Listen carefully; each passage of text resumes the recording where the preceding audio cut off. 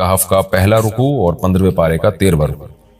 یہ سورہ کہف ہے، اس کی بڑی فضیلت ہے۔ حدیث میں رسول اللہ صلی اللہ علیہ وسلم نے ارشاد فرمایا کہ جو جمعے کے دن سورہ کہف کی تلاوت کرتا ہے اللہ اسے دجال کے فتنے سے محفوظ رکھتے ہیں۔ اس کی وجہ کیا ہے کہ دجال کے فتنے میں اور اس میں کیا مناسبت ہے، اس پہ علماء نے بہت کچھ کہا ہے، تو یقینی طور پر اس حکمت کو بیان نہیں کیا جا سکتا، لیکن بہرحال اس کے مضامین ایسے ہیں کہ انسان کو اس سے ایمان میں تقویت ملتی ہے۔ اور بڑی بات یہ ہے کہ رسول اللہ صلی اللہ علیہ وسلم نے جب کسی چیز کے بارے میں ہمیں بتا دیا تو پھر ہمیں اس کی حکمت سمجھ میں نہ بھی آئے تو ہمیں بس اس پر ایمان لانا چاہیے۔ تو دجال کے فتنے سے بچنے کے لیے اگر کوئی جمعے کے دن اس کا اہتمام کرتا ہے تو انشاءاللہ اس کو فائدہ ہوگا۔ دجال کے فتنے سے بچنے میں سرسری غور سے ایک بڑی حکمت یہ معلوم ہوتی ہے کہ اللہ تعالیٰ نے بڑے بڑے قدرت کے اپنے نمونے دنیا میں دکھائے ہیں، جیسے اس میں خضر علیہ السلام کا واقعہ آئے گا، اصحاب کہف کا واقعہ، ذوالقرنین کا واقعہ، کہ کیسی اللہ نے ان کے ہاتھوں پہ اپنی قدرت کو ظاہر کیا۔ تو یہ اللہ تعالیٰ کے مختلف کام ہیں، یاجوج ماجوج کا تذکرہ بھی آئے گا اس میں۔ تو اس میں ہمیں پتہ چلتا ہے کہ اللہ کی قدرتوں میں بہت بڑی بڑی قدرتیں، اللہ مخلوق سے بھی بعض دفعہ بڑے بڑے کام لے لیتے ہیں۔ تو دجال بھی اللہ کی ایک مخلوق ہوگا، تو وہ اگر بڑے بڑے محیر العقول کام دکھا رہا ہے تو یہ اس کی علامت نہیں ہوگی کہ یہ خدا ہے۔ جیسے ذوالقرنین سے اللہ نے بڑا کام لیا تو وہ خدا تھوڑی بن گئے، اور خضر علیہ السلام کے ذریعے اللہ نے مردے کو زندہ ایک جو ہے نا وہ دیوار کو سیدھا کروا دیا اور تختہ جڑوا دیا، اور کچھ انہوں نے اللہ کے بتانے سے غیب کی خبریں بتا دی، تو اس سے وہ خدا تو نہیں بن گئے۔ اور جو اس طرح اصحاب کہف کئی سو یعنی 300 سال تک غار میں سوتے رہے تو اس سے وہ خدا نہیں بن گئے۔ تو ایسے ہی دجال کے جب ہم محیر العقول واقعات دیکھیں گے تو یہ اس کی علامت نہیں ہے کہ یہ خدا ہے، بلکہ اللہ کی مخلوق ہے۔ تو اللہ تعالیٰ نے جیسے پچھلے پیغمبروں میں ایسے واقعات رونما ہوئے اور مقصد لوگوں کی آزمائش تھا، تو دجال بھی لوگوں کی آزمائش ہی کے لیے آئے گا۔ اور بہت ساری حکمتیں ہیں جو علماء نے بیان کی ہیں۔ اچھا، یہ جو جمعے کے دن سورہ کہف پڑھنے کی فضیلت ہے، تو یہ جمعے کی رات کو اگر کوئی پڑھ لے تو بھی یہ فضیلت حاصل ہو جائے گی، تو کیونکہ روایات میں جمعے کی رات کا بھی تذکرہ ملتا ہے اور جمعے کا بھی تذکرہ ملتا ہے۔ الحمدللہ الذی، تمام تعریفیں اس اللہ کے لیے ہیں، انزل علی عبدہ الکتاب، جس نے اپنے بندے پر کتاب کو نازل کیا، ولم یجعل لہ عوجا، اور اس کتاب میں اس نے کوئی کجی نہیں رکھی۔ یہ قرآن کا کمال ہے، آپ الحمد سے لے کے والناس تک پڑھیں، 2 اور 2 4 کی طرح اس کی آیتیں اور اس کے مضامین سمجھ میں آتے ہیں۔ قرآن کے علاوہ کوئی بھی مذہبی کتاب آپ پڑھ لینا تو آپ کو سمجھ میں نہیں آئے گی کہ یہ کیا کہا جا رہا ہے اس میں، اور وہ باتیں نیچر کو اپیل بھی نہیں کریں گی، اور انسان وسوسوں کا شکار ہو جائے گا اور مصیبت میں پڑ جائے گا۔ لیکن قرآن کے دعوے کتنے واضح ہیں، اور دعووں میں تناقض نہیں ہے۔ قرآن نے کہا خدا ایک ہے، ہر جگہ یہی کہا کہ ایک ہے۔ محمد صلی اللہ علیہ وسلم کو کہا کہ نبی ہیں، بشر ہیں نبی ہیں، تو بشریت کو ثابت کیا قرآن نے۔ جہاں نبی صلی اللہ علیہ وسلم سے اوٹ پٹانگ معجزوں کا مطالبہ کیا گیا تو بتا دیا گیا میں بشر ہوں، ایک ہی دعویٰ رہا ہے مسلسل شروع سے آخر تک، اور آخری نبی ہونے کا جب دعویٰ کیا گیا تو آخری ہی، یہ نہیں کہ پھر قرآن میں اشارے دے دیے ہوں کہ کوئی اور نبی بھی آئے گا۔ تو تناقض نہیں ہے قرآن میں، نماز کو فرض کیا تو نماز فرض ہے۔ تو یہ جتنے مضامین، پھر اخلاقیات کی جو تعلیم دی وہ تعلیم سیم ہے۔ تو یہ ہے کہ عوج نہیں ہے، بالکل نیچر کو اپیل کرنے والی 2 اور 2 4 کی طرح صاف ستھری باتیں ہیں قرآن مجید میں۔ یہ خود قرآن کا ایک بہت بڑا معجزہ ہے۔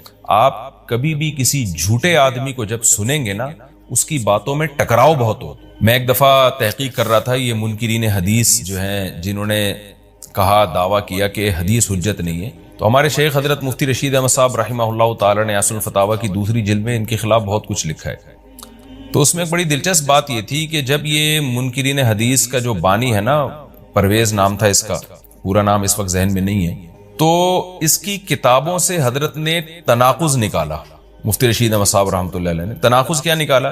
ایک جگہ لکھ رہا ہے کہ حدیث حجت نہیں ہے، دوسری جگہ لکھ رہا ہے کہ حدیث حجت تو ہے لیکن جن ذرائع سے ہم تک پہنچی وہ ذرائع حجت نہیں ہے، اور ایک جگہ لکھ رہا ہے کہ حدیث حجت بھی ہے لیکن صرف نبی صلی اللہ علیہ وسلم کے دور تک کے لیے حجت ہے، ہمیشہ کے لیے حجت نہیں ہے۔ تو ایسے کئی تناقض، تو اس میں حضرت نے لکھا کہ اس سے پتہ چلتا ہے کہ یہ بیچارہ خود اس کو پتہ نہیں ہے کہ یہ اس کا دعویٰ کیا ہے، یعنی اس سے صاف واضح ہوتا ہے کہ ان کا مقصد صرف اور صرف ہمیں اسلام سے ہٹانا ہے، اور حدیث کو مشکوک قرار دے کر، کیونکہ زیادہ تر جو قوانین ہمیں اسلام کے ملتے ہیں وہ تو قرآن میں بہت کم ملتے ہیں، وہ تو احادیث میں ملتے ہیں۔ قرآن تو زیادہ تر عقیدے کی بات کرتا ہے، آخرت کے تصور کو ہماری نظروں میں اجاگر کرتا ہے، اخلاقیات سکھاتا ہے، مسائل، فقہی مسائل وہ تو زیادہ تر احادیث میں ہے، اسلامی قانون جسے ہم کہتے ہیں۔ تو مقصد اس کا یہ ہے کہ اسلامی قانون سے کسی طرح لوگوں کو ہٹایا جائے۔ تو جیسے جس وقت بن پڑی وہ دعویٰ اس نے کر دیا۔ کبھی مجلس دیکھی کہ یار اس وقت یہ دعویٰ کرنا زیادہ مناسب ہے کہ حدیث حجت تو ہے لیکن جن ذرائع سے پہنچی وہ ذرائع قابل اعتماد نہیں ہے، تو وہاں اس نے یہ دعویٰ کر دیا۔ تو جھوٹا آدمی کسی ایک بات پہ ٹکتا نہیں ہے۔ آپ مرزا غلام احمد قادیانی کے دعووں کو دیکھ لیں، اس کی کتابوں میں کہیں وہ لکھتا ہے کہ میں نبی نہیں ہوں، میں تو امام ہوں، اور کہیں لکھتا ہے کہ میں شروع میں اس نے یہ دعویٰ کیا تھا کہ میں نبی نہیں ہوں، میں امام مہدی ہوں، پھر اس نے دعویٰ کیا میں حضرت وہی عیسیٰ علیہ الصلوۃ والسلام جو مسیح موعود وہ ہوں۔ اس کی کتابوں میں اتنا ٹکراؤ ہے، وجہ اس کی ہے کہ باطل کا ایک ہدف ہوتا ہے، تو وہ دیکھتا ہے کہ جیسا دیس ویسا بھیس۔ جیسے اس کا ہدف ہوتا ہے شہرت، دولت، اور یا لوگوں میں پھوٹ ڈالنا یا کوئی منصب حاصل کرنا کسی سے، تو وہ پھر دیکھتا ہے کہ جس وقت جو طریقہ اس کو سوٹیبل لگتا ہے نا وہ وہی طریقہ اختیار کر لے۔ تو ہر باطل میں یہ ہوتا ہے، آج بھی ہم دیکھتے ہیں جو اہل باطل ہوتے ہیں وہ کسی ایک بات پہ ٹکتے نہیں ہیں۔ ایک تو ہوتا ہے نا انسان سے غلطی سے ایک دعویٰ ہو گیا اس سے رجوع کر لے، وہ ایک الگ چیز ہے، وہ تو ہر انسان سے خطا ہو سکتی ہے، لیکن اہل باطل کے دعووں میں بہت ٹکراؤ ہوتا ہے، وہ کسی ایک بات پہ ٹکتے نہیں ہیں۔ آج بہت سارے اسکالرز ایسے ہیں کہ آپ جب ان کی تقریریں سنیں گے یا ان کی کتابیں پڑھیں گے تو انہیں بہت ٹکراؤ نظر آئے گا۔ اسی سے صاف پتہ چل جاتا ہے کہ یہ لوگ اپنے دعوے میں مخلص نہیں ہیں، ان کا مقصد پھوٹ ڈالنا ہے۔ تو جتنی جو تحریف شدہ آسمانی کتابیں ہیں، یہ جتنے باطل مذاہب ہیں، ان میں بھی آپ کو یہ ٹکراؤ نظر آئے گا۔ تو قرآن یہ دعویٰ بار بار کرتا ہے کہ اللہ تعالیٰ نے جو کلام اپنے حبیب صلی اللہ علیہ وسلم پہ نازل کیا اس میں آپ کو عوج نظر نہیں آئے گا، کوئی کجی نظر نہیں آئے گی، بہت واضح 2 اور 2 4 کی طرح وہ اپنے دعووں کو دعوے کرتا ہے قرآن مجید، اور اس پر دلائل قائم کرتا ہے۔ قیماً، اللہ فرماتے ہیں سیدھا سیدھا کلام ہے، لینذر بأسا، تاکہ یہ ڈرا دے۔ کہ اللہ تو نے اتنا صاف ستھرا کلام نازل کیوں کیا؟ اللہ کہتے ہیں 2 وجہ سے، برے لوگوں کو ڈرانے کے لیے، اچھے لوگوں کو امیدیں دلانے کے لیے، تاکہ برے لوگ برائی سے بچیں اور اچھے لوگوں کو موٹیویشن ملے۔ یہ دعویٰ بھی قرآن کا کتنا پیارا اور کتنا صاف ستھرا ہے۔ برائی کو ختم کرنا چاہتا ہے قرآن، اچھائی کو پروموٹ کرنا چاہتا ہے۔ لِيُنذِرَ بَأْسًا شَدِيدًا، ہم نے کیوں نازل کیا؟ تاکہ یہ ڈرا دے شدید عذاب سے، مِن لَدُنْہُ، اللہ کی طرف سے، یعنی اللہ کی طرف سے ڈرا دے۔ وَيُبَشِّرَ الْمُؤْمِنِينَ، اور ایمان والوں کو خوشخبریاں سنا دے۔ کون سے ایمان والے؟ الذین یعملون الصالحات، جو اچھے اعمال کرتے ہیں۔ کیا خوشخبری سنا دے؟ ان لہم اجرا حسنا، کہ ان کو اجر ملے گا بہت اچھا، اور ایسا اجر ملے گا ماکثین فیہ ابدا، رہیں گے اس اجر میں وہ ہمیشہ ہمیشہ۔ وینذر الذین قالوا، اور تاکہ یہ کلام ڈرا دے ان لوگوں کو، الذین قالوا، جو کہتے ہیں اتخذ اللہ ولدا۔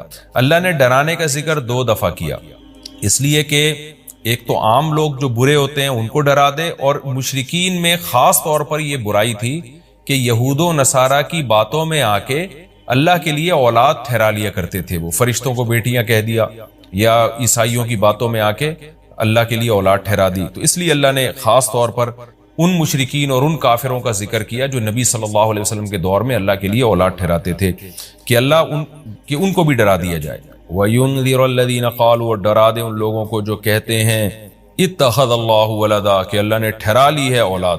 سورہ کہف بھی مکی صورتوں میں سے ہے نا، تو اس میں بھی توحید کا مضمون بہت ہوگا۔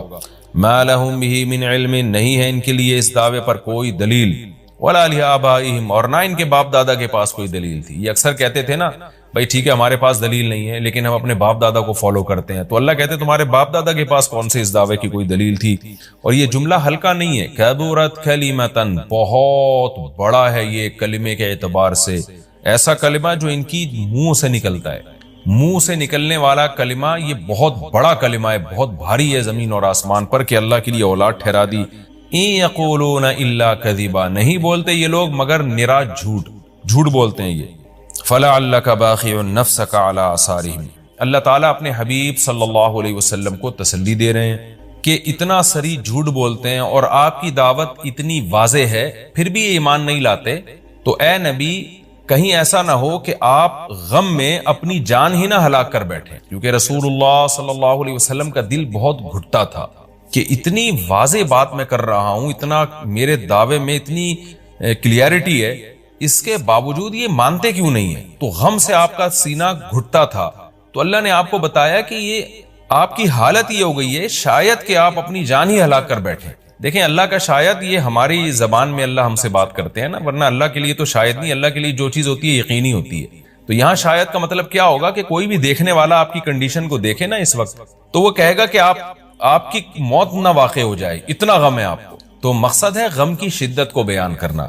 تو اللہ فرماتے ہیں شاید کہ آپ اپنی جان ہی ہلاک کر بیٹھے ان کے پیچھے، یعنی ان کے غم میں۔ اگر یہ لوگ اس قرآن پر ایمان نہ لے کر آئے، اسفا، افسوس اور غم میں آپ کی جان ہی کہیں آپ ہلاک نہ کر بیٹھیں۔ پھر آگے اللہ بتا رہے ہیں کہ یہ ایمان کیوں نہیں لے کر آتے۔ آپ غم نہ کریں، آپ کی دعوت میں کوئی کمی نہیں، آپ کے دلائل میں کوئی کمی نہیں، ایمان نہ لانے کی وجہ ہم بتاتے ہیں کیا ہے۔ کچھ لوگ لائیں گے، کچھ نہیں لے کر آئیں گے، وجہ کیا ہے وہ ہم بتا رہے ہیں اگلی آیت میں، اِنَّا جَعَلْنَا مَا عَلَى الْأَرْضِ، ہم نے بنایا ہے ہر اس چیز کو جو زمین کے اوپر ہے، زینت اللہ، زمین کے لیے یعنی زمین والوں کے لیے زینت، اٹریکٹیو بنایا ہم نے۔ زمین اجڑی ہوئی ہوتی، کسی کا دل ہی نہ لگتا زمین میں، تو سارے آخرت ہی کی فکر میں لگ جاتے، لیکن زمین میں اٹریکشن ایسی پیدا کر دی ہے کہ یہ اللہ سے غافل کرتی ہے، حق سے دور کرتی ہے۔ ہر آدمی اس زمین کی زینت کو حاصل کرنے کی کوشش کرتا ہے۔ زینت وہ چیز ما یتزین، جو مزین ہوتی ہے اور جس کی طرف انسان کی اٹریکشن ہوتی ہے، چاہے حقیقت میں وہ اٹریکشن کے قابل ہو یا نہ ہو۔ جیسے گندگی کا ڈھیر ہے، اٹریکشن نہیں ہوتی، لیکن آپ نے اس کے اوپر ایک خوبصورت ململ کا کپڑا ڈال کے خوشبو چھڑک دی تو اب وہ دیکھنے میں بھلی لگنے لگے گی۔ تو جو چیز دیکھنے میں بھلی لگتی ہے اس کو مزین کہا جاتا ہے، چاہے حقیقت میں ہو یا نہ ہو۔ تو اللہ نے کہا کہ ہم حقیقت میں زمین اچھی ہے یا نہیں ہے یہ لوگ اس کو نہیں دیکھتے، بس اٹریکٹیو ہے اس کو دیکھتے ہیں کہ اس کا یہ اٹریکٹ کرتی ہے اپنی طرف۔ حقیقت میں دیکھا جائے تو مسافر خانہ ہے نا، کتنی بھی مل جائے تو ختم ہونے والی ہے، تو فنا ہونے والی چیزوں سے کون دل بہلاتا ہے۔ لیکن اللہ بتا رہے کہ ہم نے چونکہ اس کو مزین کر دیا ہے، تو اس مزین ہونے کا نتیجہ یہ ہے کہ کچھ لوگ اس میں پڑھ کے اللہ کو بھول جاتے ہیں اور کچھ اس کی حقیقت کو دیکھ کر اللہ کو یاد رکھتے ہیں۔ تو آزمائش جبھی ممکن ہے جب اس زمین کو اٹریکٹیو بنایا جائے۔ آگے اس لیے اللہ نے فرمایا کہ ہم نے بنایا ہے جو کچھ اس زمین کے اوپر ہے زینت اللہ، زمین کے لیے مزین۔ کیوں بنایا ہے؟ لِنَبْلُوَهُمْ، تاکہ ہم لوگوں کو آزمائیں، ایہم احسن عملا، کہ ان میں عمل کے لحاظ سے زیادہ اچھا کون ہے۔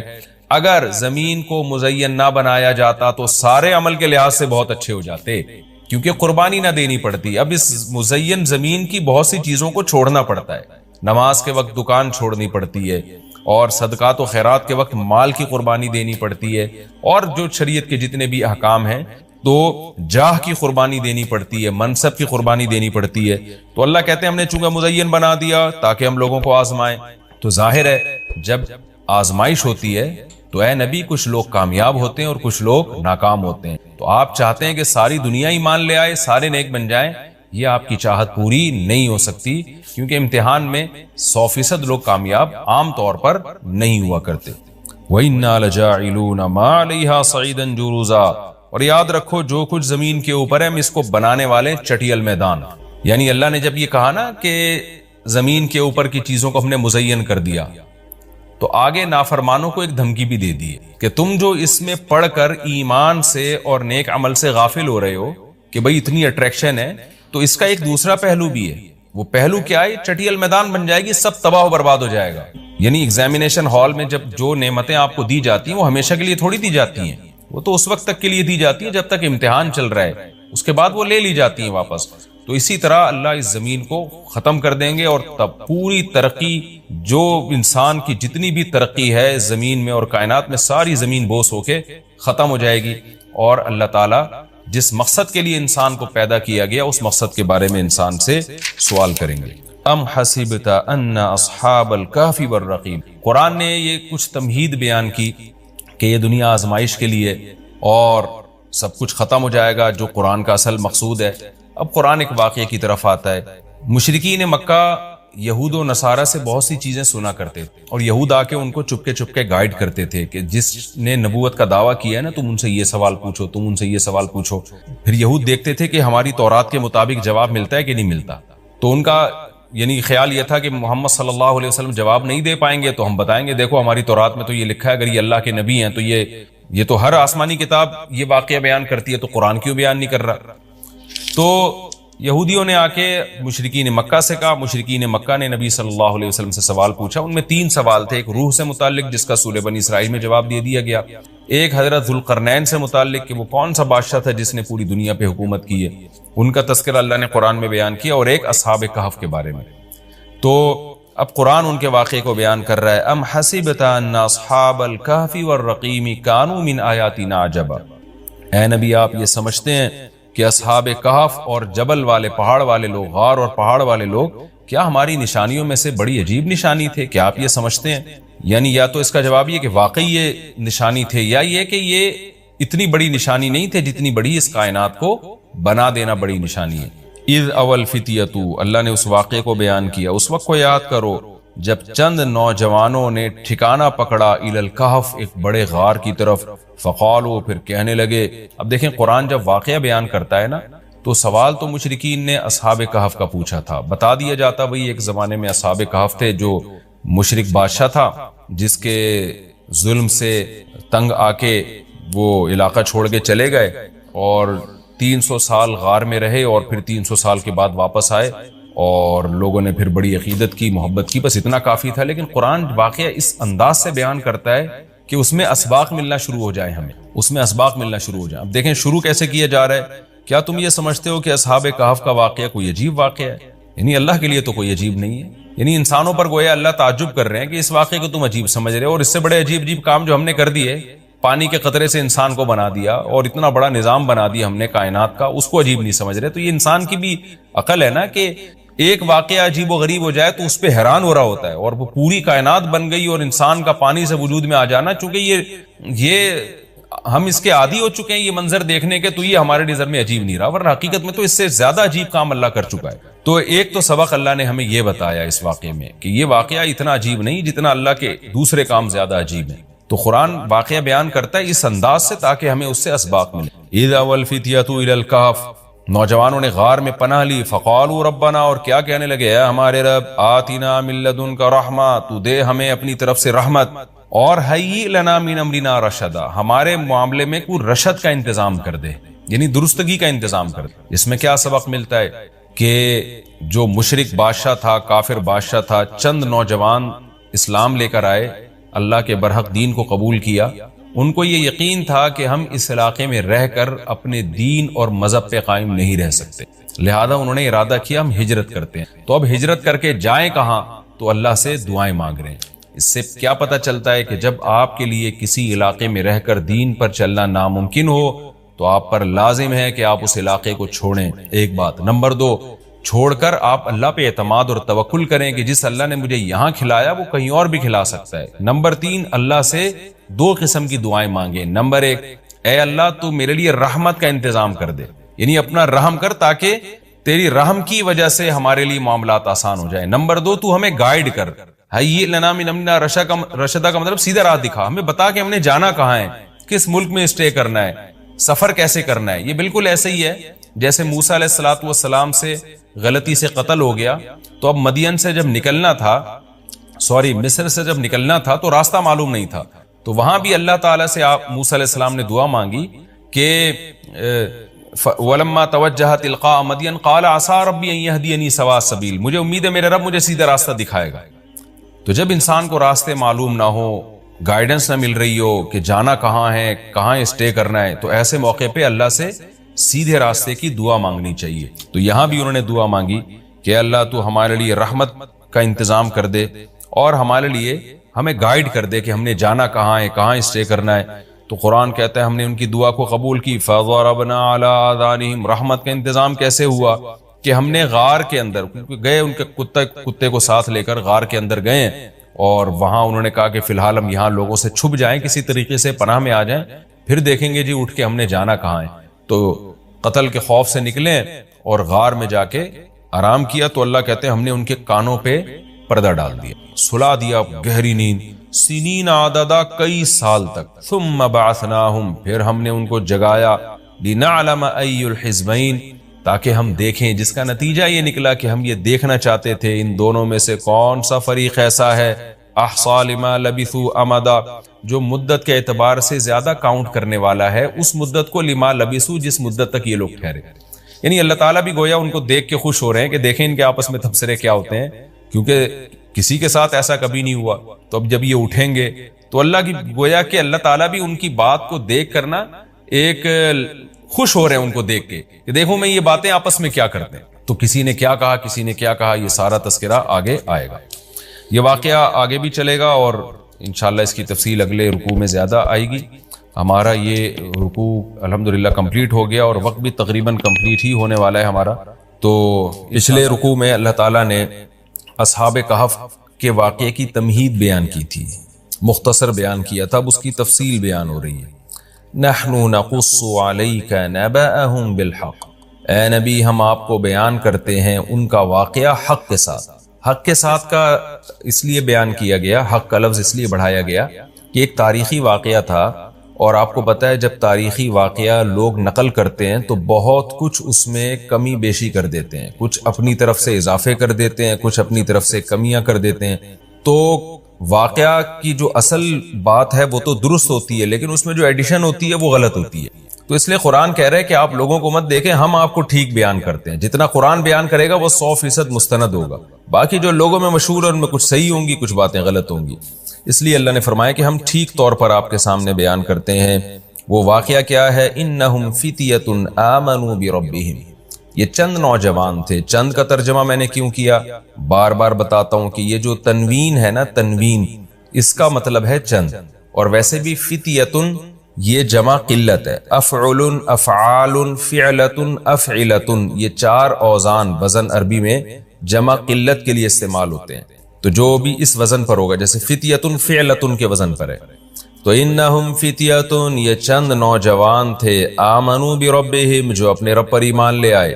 اس واقعے کا خلاصہ یہ ہے کہ حضرت عیسیٰ علیہ السلام راجح قول کے مطابق، یقینی طور پر تو 100% یقینی بات کسی مفسر نے نہیں کہی ہے، لیکن جو مؤرخین سے مفسرین نے جو واقعات لیے ہیں، اہل کتاب سے جو لیے ہیں، اس کے مطابق دیکھا جائے تو حضرت عیسیٰ علیہ السلام کے دین کے پیروکار تھے یہ لوگ. اور کہا جاتا ہے کہ حضرت عیسیٰ علیہ السلام کے 250 سال کے بعد کا زمانہ ہے ان کا، 250 سال. تو اس وقت کوئی ظالم بادشاہ کی حکومت تھی. اچھا، حضرت عیسیٰ کے دین کے پیروکار تھے، تو اس پر ایک اشکال یہ ہوتا ہے کہ یہ سوال تو یہودیوں نے کیا تھا، یعنی مشرکین کو یہ سوال یہودیوں نے سمجھایا تھا کہ تم نبی صلی اللہ علیہ وسلم سے 3 سوال پوچھنا، ذوالقرنین کے بارے میں پوچھنا، اور روح کے بارے میں پوچھنا، اور اصحاب کہف کے بارے میں پوچھنا. تو جبکہ یہود کا زمانہ تو حضرت عیسیٰ کے دور سے پہلے، اور یہود تو پھر ان کو ایمان والے نہیں مانیں گے، کیونکہ عیسیٰ علیہ السلام کے فالوورز کو یہودی ایمان والا نہیں کہتے تھے. تو اس لیے مجھے اس پر واقعی ایک اشکال ہے جس کا میرے علم میں ابھی مجھے اس کے جواب کہیں ملا نہیں ہے. تو صحیح بات یہی معلوم ہوتی ہے کہ یہ جو یہودیوں نے، یہ جو مفسرین نے ذکر کیا نا کہ یہود نے یہ سوال پوچھا تھا، تو یہ بھی ایک رائے ہے مفسرین کی. عین ممکن ہے اہل کتاب نے پوچھا ہو، تو اہل کتاب میں عیسائی بھی آتے ہیں، تو سوال اہل کتاب نے پوچھا ہو، لیکن بعض حضرات نے یہود کی طرف منسوب کر دیا ہو، کیونکہ یہود جو تھے زیادہ تر یہود ہی سوال پوچھا کرتے تھے. تو اس لیے، اور دوسرا اس بات کا بھی امکان ہے کہ ہو سکتا ہے یہ دین موسوی کے پیروکار ہوں، کیونکہ یہ تو تاریخی چیز ہے نا کہ حضرت عیسیٰ کے دین کے پیروکار تھے. بہرحال راجح بات یہی ہے کہ یہ حضرت عیسیٰ علیہ السلام کے دین کے پیروکار تھے. حضرت عیسیٰ علیہ السلام کے آسمانوں پر اٹھائے جانے کے 250 سال کے بعد کا زمانہ ہے کسی بادشاہ کا، جو بڑا ظالم بادشاہ تھا، جو بت پرستی جس نے پھیلا دی تھی پوری سلطنت میں. تو ان لوگوں کو اللہ نے توحید پر قائم رہنے کی توفیق عطا فرمائی، دین عیسوی یعنی حضرت عیسیٰ علیہ السلام کے دین کو فالو کرنے کی توفیق عطا فرمائی. تو انہوں نے دیکھا کہ چاروں طرف شرک پھیل رہا ہے، تو ہم اپنے دین کو محفوظ نہیں رکھ سکتے، لوگ ہمیں زبردستی یا تو اسی کفر کی دنیا میں لے کے جائیں گے یا ہمیں قتل کر دیں گے. تو ایسی صورت میں ہمیں اس علاقے کو اللہ کی رضا کے لیے چھوڑ دینا چاہیے. تو اللہ پہ توکل کر کے یہ نکلے اور پھر غار میں داخل ہوئے تاکہ کچھ وقت وہاں گزاریں اور وہاں مشورہ کریں کہ ہم نے یہاں سے کہاں جانا ہے. یہ زندگی اسی غار میں ہی گزار دیں، ہمیشہ کے لیے اللہ کی عبادت کریں. لیکن اللہ نے وہاں ان کو گہری نیند سلا دیا، اور 309 سال کے بعد یہ جاگے ہیں. تو وہ علاقہ تبدیل ہو چکا تھا، وہاں جو ظالم بادشاہ کی حکومت ختم ہو چکی تھی. اب 309 سال کا زمانہ اگر دیکھا جائے تو حضرت عیسیٰ علیہ السلام کے بعد 250 سال یہ اور 300 سال وہ، تو 550 سال، یعنی حضرت عیسیٰ کے 550 سال کے بعد یہ بیدار ہوئے ہیں، اور نبی صلی اللہ علیہ وسلم کی جو ولادت ہوئی ہے وہ 570 عیسوی کے آس پاس ہوئی ہے، یعنی یقینی طور پر تو نہیں کہا جا سکتا، 2-4 سال آگے پیچھے ہو سکتے ہیں اس میں۔ تو یہ جو کہا جاتا ہے نا 570 عیسوی میں، یہ 100% یقینی نہیں ہے، 2-4 سال اس میں اوپر نیچے ہو سکتے ہیں۔ تو اس سے یعنی بعض مفسرین اس طرف گئے ہیں کہ ان کا زمانہ رسول اللہ صلی اللہ علیہ وسلم کی پیدائش سے 20 سال پہلے کا زمانہ ہے، یعنی نبی صلی اللہ علیہ وسلم کے دور سے 20 سال پہلے یہ جو ہے وہ غار سے نکلے ہیں، اور پھر جو واقعہ آگے قرآن نے بیان کیا جو ہم انشاءاللہ تفسیر میں پڑھیں گے۔ تو یہ نبی صلی اللہ علیہ وسلم کے دور کے بہت قریبی واقعہ ہے، لیکن چونکہ وقت مشہور ہو گیا تھا تو لوگوں کی زبان پر عام ہو گیا تھا، اس لیے لوگ آپ سے، یعنی اہل کتاب کی زبان پر عام ہو گیا تھا خاص طور پر، مشرکین تو اس سے نابلد تھے۔ اب یہ ہوا کس جگہ پر ہے، یعنی کس جگہ یہ واقعہ ہوا ہے، اس کے بارے میں بھی کوئی یقینی بات ہمارے علم میں نہیں ہے، کیونکہ اس کے بارے میں جو تاریخی کتابیں ہیں ان میں ٹکراؤ بہت ہے، تو یقینی طور پر یہ کہنا کہ یہ فلاں جگہ یہ واقعہ ہوا تھا، فلاں جگہ ہوا تھا، یہ ہمارے بس میں نہیں ہے۔ تو قرآن نے بھی جو اس واقعے کی اہم اجزاء تھے انہی کو زیادہ ہائی لائٹ کیا ہے۔ تو قرآن کہتا ہے اِنَّهُمْ فِتْيَةٌ آمَنُوا بِرَبِّهِمْ، یہ چند نوجوان تھے جو اپنے رب پر ایمان لے آئے، وَزِدْنَاهُمْ هُدًى، اور ہم نے اضافہ کر دیا ان میں ہدایت کے اعتبار سے۔ کیا مطلب؟ ہم نے ان کو اور زیادہ ہدایت دی، اور زیادہ ہدایت کا مطلب یہ ہوتا ہے کہ استقامت عطا کی، توکل پیدا کیا ان کے اندر، جو ایمان کی برکات تھی وہ کامل طور پر ہم نے ان کو عطا کی۔ وَرَبَطْنَا عَلَىٰ قُلُوبِهِمْ، اور ہم نے ان کے دلوں کو باندھ لیا، یعنی صبر کی توفیق عطا کی۔ اِذْ قَامُوا، اس وقت جب یہ کھڑے ہوئے اور کہنے لگے ربنا رب السماوات والارض، ہمارا رب وہ ہے جو آسمانوں اور زمین کا رب ہے، یعنی وہ رب نہیں ہے جو انسانوں نے بنا رکھے ہیں بہت سے رب، ہمارا رب تو وہ ہے جو آسمانوں اور زمین کا پالنے والا ہے۔ یہ کس کے سامنے کہا انہوں نے؟ ہو سکتا ہے لوگوں کو جمع کر کے کہا ہو سکتا ہے تنہائی میں ایک دوسرے کو کہا ہو سکتا ہے وقت کے ظالم بادشاہ کے سامنے کہا ہو، اور ڈٹ گئے اور کہنے لگے لن ندعو من دونہ الہا، ہرگز ہم اس اللہ کے سوا کسی کو معبود نہیں پکاریں گے، کچھ بھی ہو جائے۔ لقد قلنا اذا شططا، اگر ہم نے ایسا کر دیا، اللہ کے سوا کسی کو پکار دیا، تو ہم نے تو حق سے بہت غلط بات کی، حق سے بہت دور بات کی ہم نے۔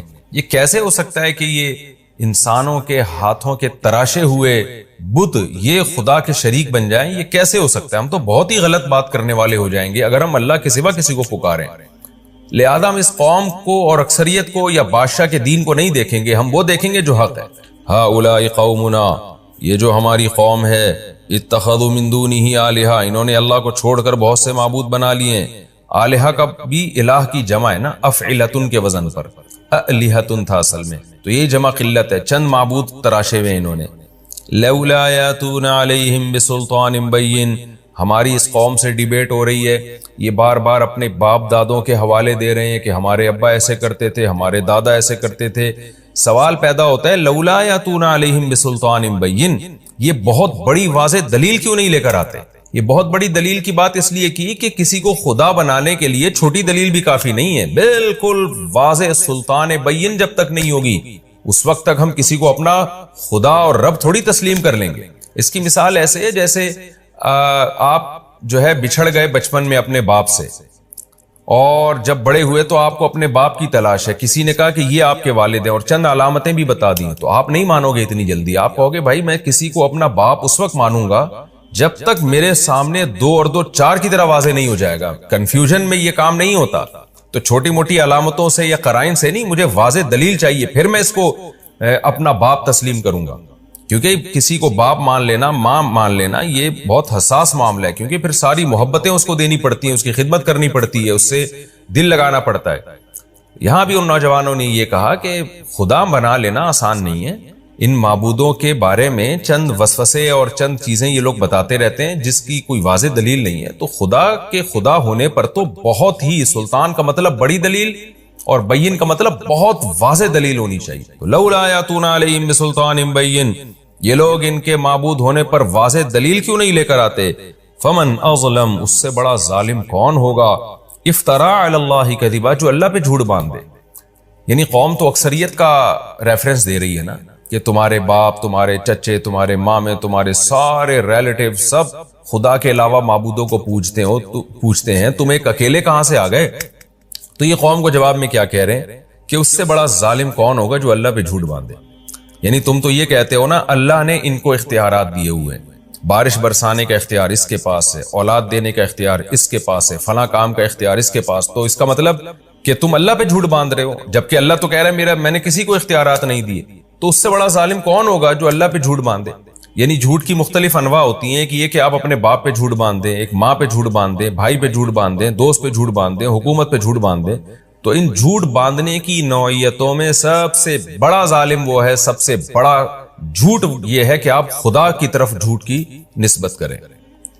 اب جب یہ ڈیبیٹ ان کی قوم سے ہو رہی ہے تو پھر آپس میں انہوں نے مشورہ کیا کہ بھائی وَإِذِ اعْتَزَلْتُمُوهُمْ، یہ چند نوجوان مل کے اکٹھے ہوئے، انہوں نے آپس میں مشورہ کیا کہ دیکھو جب تم نے اس قوم کو چھوڑ ہی دیا ہے اور جب کہ تم اعتزلتموہم، اس قوم سے تم نے کنارہ کشی اختیار کر لی ہے، یعنی اس کے مذہب کو چھوڑ دیا تم نے، وما یعبدون، اور ان کے معبودوں کو بھی چھوڑ دیا۔ تو دو ہی چیزیں ہوتی ہیں، عابد اور معبود۔ تو ان میں یہاں بھی اس ملک میں دو ہی طرح کے لوگ ہیں، یا تو مشرک ہیں یا وہ باطل ہیں جن کی عبادت ہو رہی ہے، تو دونوں ہی باطل ہیں۔ تو ہم ان باطل لوگوں میں ہم کیوں رہیں؟ تو لہذا جب ہم نے ایسا کر ہی دیا ہے فَأَوُوا إِلَى الْكَهْفِ، تو پھر غار کی طرف چلو۔ کیا مطلب؟ نظریاتی طور پر تم نے جب اس قوم کو اور ان کے خداؤں کو چھوڑ دیا ہے تو عملی طور پہ بھی چھوڑ دو، یعنی جسمانی طور پہ بھی کنارہ کشی اختیار کر لو۔ تو اللہ کے سوا جب سب کچھ چھوڑ دیا ہے تو پھر پریکٹیکلی بھی چھوڑ دو۔ اب چھوڑ کے جائے کہاں؟ تو فَأَوُوا إِلَى الْكَهْفِ، فی الحال یہ کرو کہ غار میں چلے جاؤ، چھپ کے وہاں اللہ کی عبادت کرو، کھانے پینے کا انتظام کر لو، حفاظت کے لیے کتا ساتھ میں لے جاؤ اپنے، تو جو ایک دنیاوی اسباب ہو سکتے ہیں وہ اختیار کرو، وہاں جا کے ہم غور کریں گے۔ فی الحال یہاں سے نکلو، کیونکہ یہ تو ہمیں نہ نماز پڑھنے دے رہے ہیں، نہ روزہ رکھنے دے رہے ہیں، نہ توحید پر قائم رہنے دے رہے ہیں، فی الحال یہاں سے نکلو۔ ینشر لکم ربکم من رحمتہ، تمہارا رب تمہارے لیے اپنی رحمت سے رحمت پھیلا دے گا، کچھ نہ کوئی انتظام کرے گا۔ یعنی جو ہمارے بس میں ہے وہ ہم کر لیتے ہیں، جو ہمارے بس میں نہیں ہے ہم وہ اللہ پہ چھوڑ دیتے ہیں۔ یہ اس آیت کا حاصل ہے۔ ینشر لکم ربکم من رحمتہ ویہیئ لکم من امرکم مرفقا، اور تمہارے معاملے میں تمہارا رب، یعنی سب ایک دوسرے کو سمجھا رہے ہیں کہ تمہارے معاملے میں تمہارا رب کوئی آسانی کی صورت پیدا کر دے گا۔ اللہ سے بھی کچھ امیدیں لگاؤ، سب کچھ ہم نے نہیں کرنا، جو ہمارے بس میں ہے وہ ہم کریں گے، باقی اللہ پہ چھوڑتے ہیں، اللہ سے ہمیں اچھی امید ہے، اللہ ہمارے لیے کوئی انتظام کر دے گا۔ ان بیچاروں کو کیا پتا تھا کہ اللہ ایسا انتظام کرے گا آپ کے لیے۔ قرآن کہتا ہے، اب یہ اس کو کہتے ہیں اندماج۔ اندماج کا مطلب بہت سارے واقعہ کے بہت سارے پہلو قرآن حذف کر دیتا ہے۔ اب ہونا تو یہ چاہیے تھا قرآن یہ بتاتا کہ بالآخر وہ چھپ چھپا کے نکلے، کتا انہوں نے ساتھ میں لیا، پھر غار کے دہانے میں داخل ہوئے، پھر آرام کرنے کے لیے لیٹ گئے، لیکن ان تمام واقعات کو قرآن نے حذف کر دیا اور پھر آگے کا واقعہ بیان کر رہا ہے۔ وَتَرَى الشَّمْسَ إِذَا طَلَعَتْ، اے مخاطب تو دیکھتا سورج کو، اذا طلعت جب وہ طلوع ہوتا، تزاور عن کہفہم تو ان کے غار سے بچتا، یعنی بچتا ہوا نکلتا، ذات الیمین سیدھے ہاتھ کی طرف۔ یہ سیدھا ہاتھ جانے کے لحاظ سے بھی غار میں ہو سکتا ہے، یعنی جاتے ہوئے جو سیدھی جانب تھی، یہ بھی ہو سکتا ہے کہ ان کے نکلنے والے راستے میں سے جو ان کے دائیں جانب پڑتا تھا اس کو سیدھا کہا ہو قرآن نے۔ بہرحال ہمیں اس سے کوئی غرض نہیں ہے، مفہوم یہی ہے کہ دائیں یا بائیں دھوپ مڑ جاتی، ڈائریکٹ ان کے چہروں پہ نہیں لگتی۔ تزاور عن کہفہم ذات الیمین، سیدھی جانب ان کے کہف سے، ان کے غار سے بچتی ہوئی نکلتی۔ وَإِذَا غَرَبَتْ، اور جب سورج غروب ہوتا، تقرضہم تو سورج ان سے دور ہوتا، ذات الشمال بائیں جانب کو۔ تو سورج سے دور ہونے سے مراد ہے سورج کی دھوپ، یعنی دھوپ ان سے دور ہو جاتی۔ وَهُمْ فِي فَجْوَةٍ مِّنْهُ، اور وہ غار کے ایک کشادہ حصے میں تھے جس کی وجہ سے گھٹن نہیں ہو رہی تھی، وہاں ہوا کے گزرنے کا انتظام تھا، سورج کی روشنی کے گزرنے کا انتظام تھا، ڈائریکٹ دھوپ سے اللہ نے ان کو بچایا۔ یہ بھی دیکھیں اللہ کی کیسی قدرت ہے، جو اللہ اتنا کر سکتا ہے کہ غار میں کسی کو 309 سال تک سلا سکتا ہے، بغیر روٹی کے، بغیر پانی کے، تو اس کی کیا ضرورت ہے کہ وہ سورج کی روشنی کو ان سے بچائے؟ تو اللہ یہ بھی کر سکتا تھا کہ سورج ان پہ پڑ بھی جاتا، پھر بھی اللہ بچا لیتا۔ لیکن اس سے پتہ چلتا ہے کہ اللہ تعالیٰ نے اس دنیا کو اسباب کے ساتھ چلایا ہے۔ تو اللہ تعالیٰ کا مقصد کیا تھا کہ ان کو 309 سال تک سلانا اور پھر جگا دینا، تو اس کے لیے اس کی ضرورت نہیں تھی کہ دھوپ ان کے اوپر ڈائریکٹ پڑے اور پھر اللہ اس دھوپ کے اثرات سے ان کو بچائے. بس اتنی ضرورت تھی کہ بھوک اور پیاس کی حاجت اس سے اللہ ان کو مستغنی کر دے. تو یعنی جب اس سے کام چل سکتا تھا نا، کہ کیونکہ روٹی تو کھا نہیں سکتے تھے نا، سوتا ہوا آدمی روٹی نہیں کھاتا، اور اگر جاگتے تو ان کو یہ ٹائم ان کے لیے بہت طویل ہو جاتا، 309 سال وہ تو پاگل ہو جاتے اس میں. تو اللہ تعالیٰ نے اس دنیا کو اسباب کے ساتھ چلایا ہے. تو اللہ تعالیٰ نے اپنی قدرت بھی اگر دکھائی ہے نا، تو جتنی قدرت سے کام چل سکتا تھا بس اسی پر اکتفا کیا گیا ہے، اور باقی تمام اسباب ہی اختیار کیے گئے ہیں. تو یہ اللہ تعالیٰ کی عادت ہے کہ اللہ نے اس دنیا کو اسباب کے ساتھ جوڑا ہے. تو ان کو زندہ رکھنے کے لیے یہ ضروری تھا کہ سورج ان پہ ڈائریکٹ نہ پڑتا، تو اللہ تعالیٰ نے یہی انتظام کیا کہ سورج کو پڑنے نہیں دیا ان کے اوپر. اور اسی طرح ان کے جو ان کا غار پہ جو کتا بیٹھا ہوا تھا اس کو بھی اللہ نے ایک روب دیا تاکہ لوگ بھی اندر نہ آئیں، ورنہ اللہ چاہتا تو لوگ اندر آ جاتے اور ان کا کچھ نہ بگاڑ سکتے، مر جاتے، کچھ بھی ہو سکتا تھا. تو یہ ساری باتیں اس کی علامت ہیں کہ اللہ اس دنیا کو اسباب ہی کے ساتھ چلاتا ہے. ذالک من آیات اللہ، اللہ فرماتے ہیں یہ اللہ کی آیات میں سے ہے. من یہد اللہ فہو المہتد، لیکن اے نبی جس کو اللہ ہدایت دے گا وہی ہدایت پائے گا. یعنی اللہ کی ایسی قدرت کی نشانیاں دیکھنے کے بعد بھی ہر ایک کو پھر بھی ہدایت نہیں ملتی، اسی کو ملے گی جس کو اللہ چاہے گا. ومن یضلل، اور جس کو اللہ گمراہ کر دے، فلن تجد له ولیا مرشدا، تو آپ ہرگز اس کے لیے کوئی دوست اور ہدایت دینے والا نہیں پائیں گے. یہ تسلی بھی دی جا رہی ہے کہ بہت سے لوگ پھر بھی بے ایمان ہو کے ہی مریں گے اتنی قدرت اور اتنا کچھ دیکھنے کے باوجود. تو جس کے دل میں انابت ہوگی اس کو اللہ ہدایت دے گا، جو نہیں چاہے گا اللہ کی عادت ہے اس کو ہدایت نہیں دیتا اللہ تعالیٰ. یہ رکوع الحمدللہ ہمارا کمپلیٹ ہو گیا اور اصحاب کہف کا ایک حصہ اس میں بیان ہوا ہے. اب ہم اگلے رکوع کی طرف چلتے ہیں. رکوع آسان ہے، اگلے رکوع کی طرف ہم چلتے ہیں. بسم اللہ الرحمن الرحیم. سورہ بنی اسرائیل، سورہ کہف کا رکوع نمبر 3 اور 15ویں پارے کا رکوع نمبر 15. اس کا مختصر لفظی ترجمہ گرامر کے ساتھ ہو گیا تھا. آج انشاءاللہ میں اس کی تفسیر شروع کروں گا. اعوذ باللہ من الشیطان الرجیم، بسم اللہ الرحمن الرحیم. وَتَحْسَبُهُمْ أَيْقَاظًا وَهُمْ رُقُودٌ، اور اے مخاطب تو ان کو سمجھتا کہ وہ جاگ رہے ہیں. یعنی اصحاب کہف جو غار میں گئے تھے اللہ نے ان کو سلا دیا بہت گہری نیند. تو اب ان کی کیفیت کیا تھی؟ ان آیتوں میں اس کا بیان چل رہا ہے. کیفیت یہ تھی کہ اے مخاطب تو اگر ان کو جا کے دیکھتا تو تجھے ایسا لگتا کہ یہ جاگ رہے ہیں. یعنی چہرے پہ چہرہ فریش تھا ان کا. آپ نے دیکھا ہوگا نا بعض دفعہ کوئی آدمی آنکھیں بند کر کے لیٹا ہوا ہوتا ہے تو ایک روب ہوتا ہے اس کے چہرے پہ، سوتے ہوئے انسان کے چہرے پہ روب نہیں ہوتا. تو اللہ میاں نے یہ روب اس لیے ڈالا تاکہ کوئی ان کو نقصان نہ پہنچائے. اس سے بھی پتہ چلتا ہے اللہ تعالیٰ دنیا کو اسباب کے ساتھ چلاتے ہیں. اب دیکھیں یہ اللہ نے اپنی قدرت دکھائی، 300 سال سلا دیا. تو جو اللہ یہ قدرت دکھا سکتا ہے وہ یہ بھی تو کر سکتا ہے نا کہ ویسے ہی ان کی حفاظت کا انتظام کر لے. لیکن نہیں، اللہ تعالیٰ کی عادت کیا ہے کہ جب قدرت اللہ نے اپنی دکھائی ہے تو یہاں تک تو قدرت دکھا دی ہے کہ 300 سال سلا دیا ان کو، لیکن پھر ان کی جو بقیہ حفاظت کے لیے اللہ نے وہی کیا ہے جو اسباب اختیار، یعنی جو اسباب کے ذریعے ان کی حفاظت کی ہے کہ اب کوئی ان کو نقصان نہ پہنچائے اور دائیں بائیں کروٹیں دلوائی جائیں ان کو تاکہ زمین ان کو کھا نہ جائے. حالانکہ اللہ ان اسباب کے بغیر بھی ان کی حفاظت پر قدرت رکھتا تھا. وَنُقَلِّبُهُمْ ذَاتَ الْيَمِينِ وَذَاتَ الشِّمَالِ، اور ہم ان کو الٹ پلٹ کر رہے تھے دائیں طرف اور بائیں طرف. یعنی کروٹیں بھی وہ لے رہے تھے، کیونکہ اگر آپ 300 سال تک ایک ہی جگہ لیٹے رہیں تو زمین ہی کھا جائے گی آپ کو. مریضوں کے ساتھ ہوتا ہے نا، جو بستر پہ اگر طویل عرصے ایک ہی زاویے پہ پڑے رہتے ہیں تو کیسے ان کی جلد خراب ہونا شروع ہو جاتی ہے. وَكَلْبُهُمْ بَاسِطٌ ذِرَاعَيْهِ بِالْوَصِيدِ، اور ان کا کتا وہ چوکھٹ پہ اپنے دونوں بازوؤں کو پھیلائے ہوئے تھا. کتے عام طور پر حفاظت کے لیے چوکھٹ پہ بازو پھیلا کے بیٹھ جاتے ہیں اور ہانپ رہے ہوتے ہیں. تو اللہ تعالیٰ نے یعنی ایسا کیا کہ ان کے ساتھ ان کے کتے کی بھی حفاظت کی. یہ بھی آپ دیکھ لیں اللہ کی قدرت، اللہ چاہتا ویسے حفاظت کر لیتا، کتے کی ضرورت ہی نہیں تھی. لیکن دنیا دارالاسباب ہے، کتے حفاظت ہی کے لیے ہوتے ہیں، دل لگانے کے لیے نہیں ہوتے. غیر مسلم لوگ تو کتوں سے دل لگانا شروع کر دیتے ہیں اور فیملی ممبر بنا لیتے ہیں. اسلام میں یہ ہے کہ آپ کتے کو حفاظت کے لیے پال سکتے ہیں، اس کو فیملی ممبر نہیں بنا سکتے آپ. تو حفاظت کے لیے کتا جو ہے باہر بیٹھا ہوا ہے. لَوِ اطَّلَعْتَ عَلَيْهِمْ، اللہ کہتے ہیں ان پر ہم نے روب اتنا رکھ دیا، اے مخاطب تو اگر ان کو دیکھتا.